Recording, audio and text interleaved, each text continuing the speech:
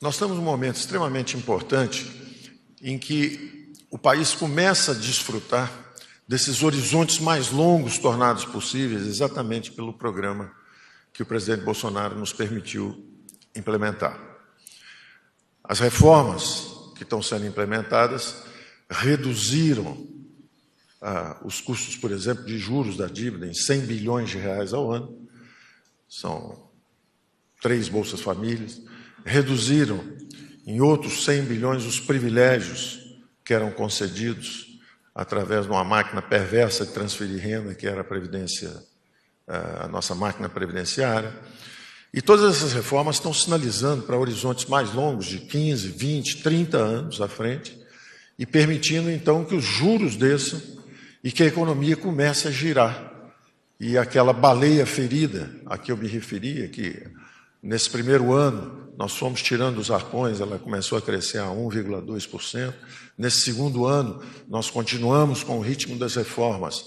Nós vamos passar a crescer 2% e assim por diante, quer dizer, estamos recuperando a dinâmica de crescimento do país. Não precisamos temer a turbulência internacional, evidente que há sempre efeitos, mas o Brasil sempre teve sua própria dinâmica de crescimento. O Brasil é uma economia continental. O mundo estava indo bem e nós estávamos afundando por décadas. É perfeitamente possível o mundo desacelerar, e isso está contratado. O mundo está em desaceleração sincronizada, quer dizer, o mundo está descendo, a América Latina está estagnada e o Brasil vai decolar. O Brasil pode crescer porque ele tem uma dinâmica própria de crescimento. É uma economia continental, tem recursos naturais, tem agora juros mais baixos, tem uma taxa de câmbio que é naturalmente, da mesma forma que quando você faz as reformas fiscais, você tem um regime fiscal robusto, você tem um horizonte de investimentos longo. É absolutamente natural que o juro de equilíbrio desça e que o câmbio de equilíbrio suba um pouco. Pode ser 3,80, pode ser 4, pode ser 4,20. O câmbio é flutuante. O Banco Central opera isso. Mas o patamar é inquestionavelmente mais alto. E como dizia o Pedro, a respeito da Caixa Econômica Federal, nós, quando fazemos política econômica, estamos pensando em todos os brasileiros e, particularmente, nos mais humildes. E aquele modelo antigo, com juro lá em cima, transformava os empresários, os empreendedores brasileiros em rentistas. Em vez de fazerem investimentos, criarem emprego, rentistas. E justamente também as famílias mais humildes, empregadas domésticas, inclusive, a quem eu peço desculpas se puder ter ofendido, dizendo que a mãe do meu pai foi uma empregada doméstica. Qual o problema de você fazer uma referência como essa? Mostrando que os preços estão empurrando a população em direções equivocadas.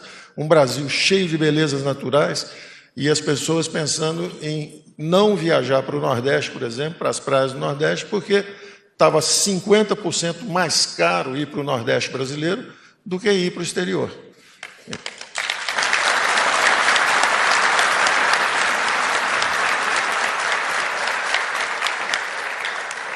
Quem tira de contexto o que nós falamos está semeando discórdia, semeando divisão entre os brasileiros no momento em que nós estamos, como disse o Pedro e como disse o Roberto também, incluindo milhões de brasileiros no financiamento da Caixa Econômica, ao mesmo tempo que estamos desestatizando o mercado de crédito. O Pedro mostrou que eles estão devolvendo dinheiro para o governo. Em vez de dar dinheiro para campeão nacional, para gato gordo, para pessoas que faziam a má política, misturando poder econômico com poder político, nós estamos separando essas esferas. E o crédito está chegando agora justamente na inclusão social, nas camadas mais simples, mais humildes da população brasileira. Ele está encolhendo o balanço, entre aspas, quer dizer, ele está encolhendo o capital, reduzindo a base de capital, porque estava folgada a base de capital dele no banco. Isso tudo constava no nosso programa, quer dizer, ele sabia que nós íamos desalavancar os bancos públicos, que foram usados abusivamente, quebraram os bancos, quebraram os fundos de pensão, quebraram tudo, sem que esse dinheiro chegasse no povo, como vai chegar agora com um horizonte de 30 anos de empréstimo. Então, a inclusão social está aumentando, nós estamos democratizando o acesso ao crédito, justamente para as camadas mais humildes, E esse é o movimento que nós temos feito, e temos que prosseguir com as reformas. À medida que vamos fazendo reforma, vamos recuperando a nossa dinâmica própria de crescimento. Se tiver um problema lá fora, o câmbio sobe um pouco. Se acalmar lá fora, o câmbio desce um pouco. Mas isso é um vento, e nós temos motor próprio. Nós sabemos remar com o vento contra também.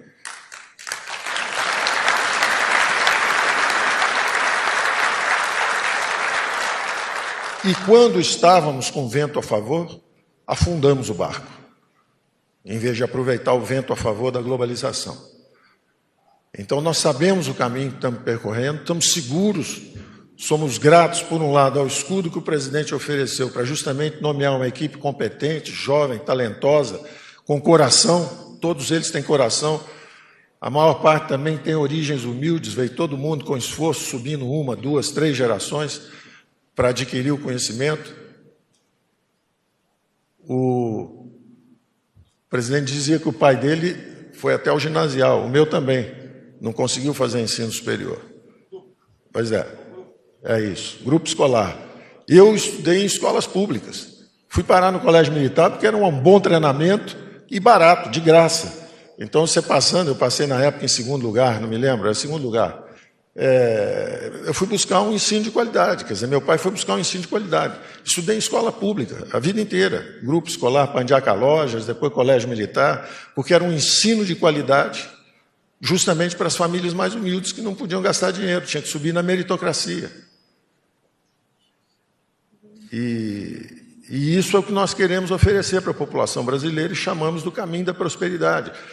Um banco público, acima de tudo, tem que estar pensando, não é em dar lucro de 20, 30 bilhões. Deu um lucro excepcional esse ano porque estavam acostumados com aquilo lá era... Eu não vou dizer porque eu não posso falar, porque se eu falar sai amanhã o que eu falei.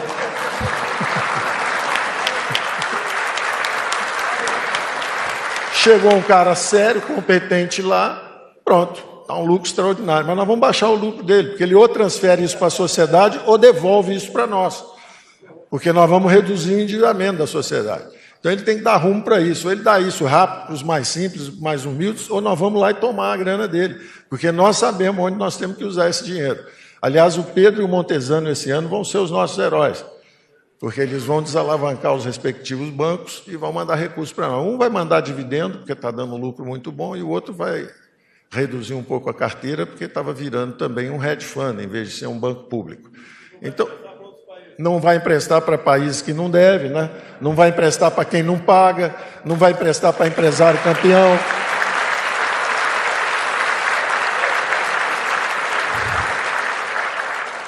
O BNDES vai ajudar, o S de BNDES agora é de saneamento. Vai fazer saneamento. 100 milhões de brasileiros precisando de água, esgoto, as classes mais humildes, as empregadas domésticas. Então, nós sabemos o que nós estamos fazendo e para onde nós estamos indo. Não adianta tentar nos confundir ou confundir a opinião pública. Dito isso, eu acho que nós temos tido muita ajuda também, não só de empresários construtivos, como disse o Meyer Negra. Eu não sei se você convenceu o Roberto Campos primeiro ou a mim primeiro, quando você lançou a ideia do IPCA. É até bom saber que você procurou todo mundo, porque eu achava que você tinha dado a ideia para mim, o Roberto achou que você tinha dado a ideia para ele. Você não correu riscos, você deu a ideia para todo mundo. E nós estamos sempre abertos justamente para fazer o que é correto. Então, existem empresários que estão conosco, existe uma parte da mídia também muito construtiva, que apoia a agenda econômica, e existe também no Congresso muita gente boa que está nos ajudando também.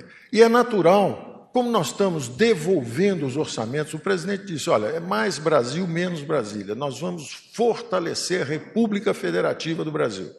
Nós vamos descentralizar os recursos. A essência, a força da sociedade ocidental, da liberdade, da democracia, dos mercados, é a descentralização. A democracia é justamente a descentralização do poder político. Não pode ter uma pessoa que manda em tudo. Nós já vimos onde o dinheiro vai parar. Parou em Cuba, na Venezuela, para em meia dúzia de empresários, em vez de ser distribuído e descer para toda a população. Que alguém cometa erros, que seus erros sejam limitados, que não sejam ilimitados. Por isso que é importante na democracia a descentralização do poder político. Da mesma forma, na economia, a descentralização do poder econômico. Competição. O pau tem que comer. Não pode ter 6 bancos, 6 empreiteiras. Os Estados Unidos têm 26 mil bancos. Milhares de pequenas empreiteiras. Todo mundo é empreendedor lá. Então, nós temos que nos mirar nos exemplos que deram certo. Democracia e mercados. Nós estamos firmes nessa direção. Por isso que as reformas têm que seguir. E essas reformas que estão nos dando essa folga, esse horizonte, essa capacidade pela primeira vez financiar por 30 anos com câmbio, com taxa de juros fixa, essas reformas têm várias dimensões. E a classe política está convidada e está exercendo agora, nós estamos conversando agora, está rodando lá dentro do Senado o Pacto Federativo, que é justamente um convite à classe política para assumir os orçamentos públicos, porque hoje o Brasil é gerido por um software, tem um dinheirinho carimbado, né, girando, 97% está lá, e essa disputa e essa ferocidade toda que nós observamos é em torno de 3% ou 4% do orçamento, porque o resto está carimbado. Então, façamos as reformas, aí temos 100% do orçamento para discutir e construir juntos, Congresso, Presidência, Executivo, vamos construir juntos o futuro do Brasil, discutindo o mérito das despesas. E não o dinheiro está todo carimbado, o que sobra é pequenininho, e aí fica uma briga. De um lado, se o orçamento impositivo for grande demais, fica parecendo que é um parlamentarismo branco. Avançaram sobre os poucos recursos que a administração pública, o Executivo Federal, tem capacidade de exercer. Por outro lado, se não tiver nada, como o resto está carimbado, também qual é a ferramenta de governabilidade que não seja um orçamento onde a gente vote as prioridades? Também é difícil. Então, esse empurra-empurra é normal, nós não podemos transformar isso nós temos que transformar todo essa aparente desentendimento, na verdade, num olhar crítico de como construir um futuro melhor.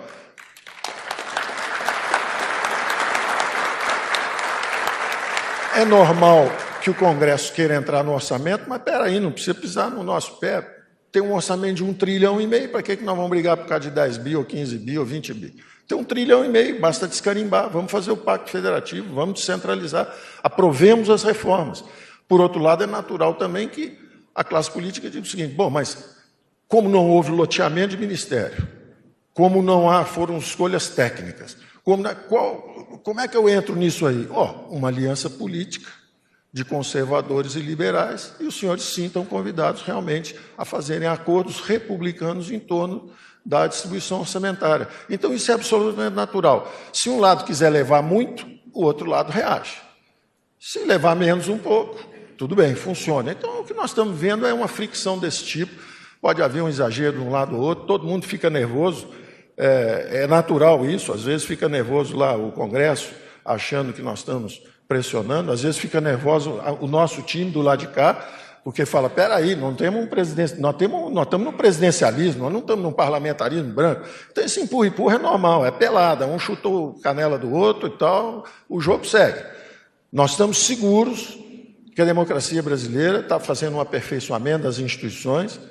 Um regime é saudável, não é quando joga só de um lado, eu já repeti isso várias vezes, não dá para ficar pulando só numa perninha esquerda, não, tem a outra perna também, e ela ganha eleição, e quando ganha também tem que ser respeitada, espera 3 anos e volta.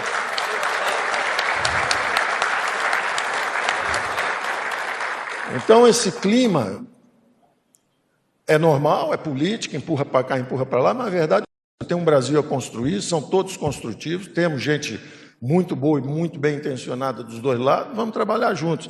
Nós estamos absolutamente seguros que as reformas continuam, o presidente está comprometido com isso, o Senado está envolvido lá no Pacto Federativo, a administrativa daqui a pouco, o presidente está dando um olhar e fazendo algumas mexidas que são corretas.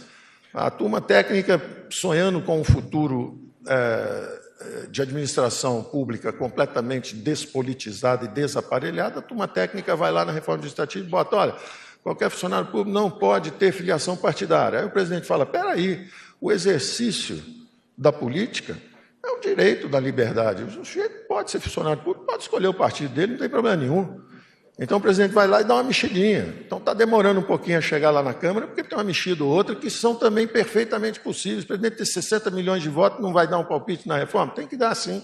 Então está com a mão dele lá também, e é normal.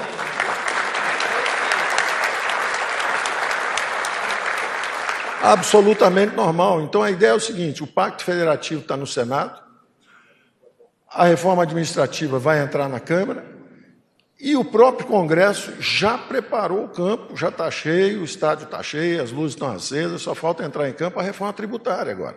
Eles, inclusive, fizeram uma comissão mista, exatamente para não ter uma PEC aqui, uma PEC ali, mais uma terceira nossa. Nós vamos trabalhar juntos, vamos construir isso.